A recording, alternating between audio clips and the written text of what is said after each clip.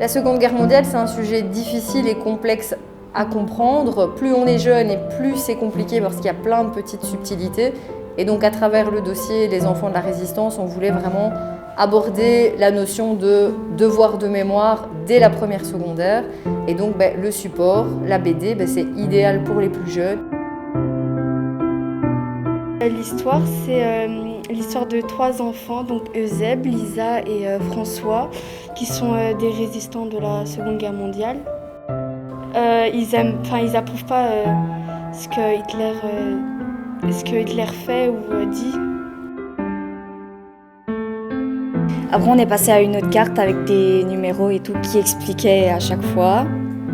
Et par après, elle nous a dit qu'on devait regarder un petit peu les cartes, lire, et elle avait des vignettes qu'elle nous montrait et qu'on devait à chaque fois trouver où ça se mettait.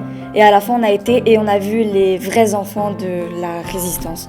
Moi, ce que j'ai aimé dans l'activité, c'est plus le fonctionnement, c'est-à-dire quand on est parti chercher les papiers dans les vêtements ou quand on est parti dans le bureau des éducatrices pour aller chercher les portefeuilles, c'est plus les actions. Donc en fait, on a reçu un dossier sur la BD et ça, en fait, il faut mettre un code. Il fallait trouver les questions qui posaient.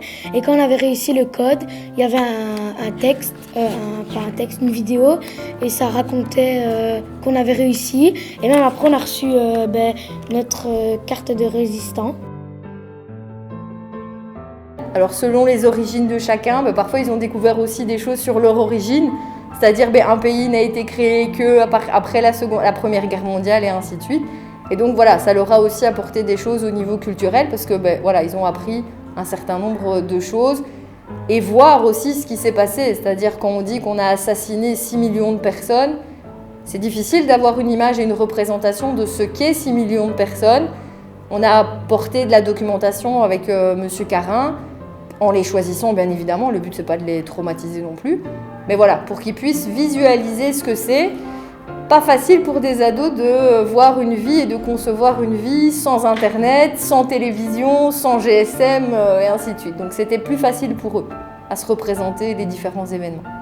Les réactions, c'est surtout au niveau de l'activité finale, parce que c'est une activité un peu plus ludique qui refait un petit point d'histoire aussi avec une carte géographique, avec des différentes affiches à analyser. Et de voir qu'à la fin, quand on met une affiche d'Hitler ou de Pétain, tout de suite on peut identifier les différentes personnes, on peut identifier une affiche de la propagande, on peut identifier la jeunesse hitlérienne. Voilà, même si c'est un côté un peu plus ludique, ils ont quand même appris et retenu certaines choses et certains éléments de l'histoire. Et donc, je pense qu'ils vont les garder pour plus tard. Et quand ils reverront ça de manière un peu plus détaillée et approfondie, c'est une base qu'ils auront cette culture-là.